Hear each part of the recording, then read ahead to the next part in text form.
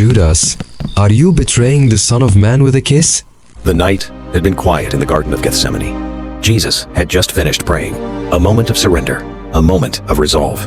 But suddenly, the silence is broken. Torches flicker in the distance. Footsteps grow louder. Voices echo through the night. A crowd is approaching.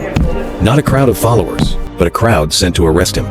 At the front of that crowd is one of his own disciples, Judas Iscariot. The moment of betrayal has arrived. Judas walks straight toward Jesus.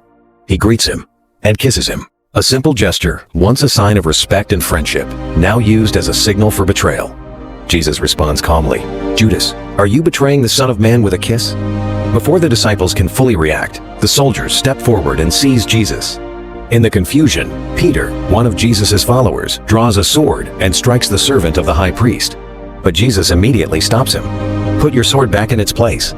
In that moment, Jesus makes it clear. He is not resisting.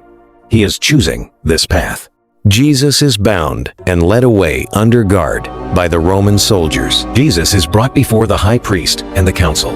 The religious leaders began to question Jesus. This was his first trial. Witnesses are called, accusations are made. But the testimonies don't agree. Finally, the high priest asks directly, "Are you the Messiah, the Son of God?" Jesus answers with quiet authority, "You will see the Son of Man seated at the right hand of power." And at that moment, the leaders react strongly. They accuse him of blasphemy, a serious charge under their law. But the truth is, their decision had already been made. They were looking for a reason, and now they believed they had one. Meanwhile, outside in the courtyard, Simon Peter is watching from a distance. He had promised he would never leave Jesus, but as people begin to recognize him, fear takes over. "You were with him," they say. Peter denies it, once, twice, 3 times, and then a rooster crows, just as Jesus had foretold. In that moment, Peter remembers Jesus' words, and the weight of it all hits him. He walks away, deeply broken, and wept bitterly. Then Jesus was brought before Pilate, the Roman governor.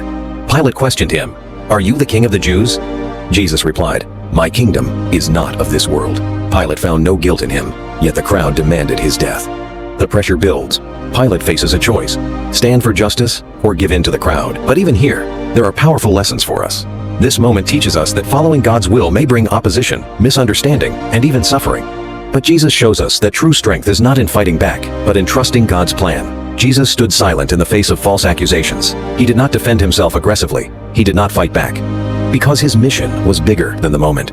Even when truth is rejected, it remains truth. Jesus remained steady. He was not a victim of circumstance. He was walking a path he had already chosen. A path that would lead to the cross and to redemption of humanity. God bless you.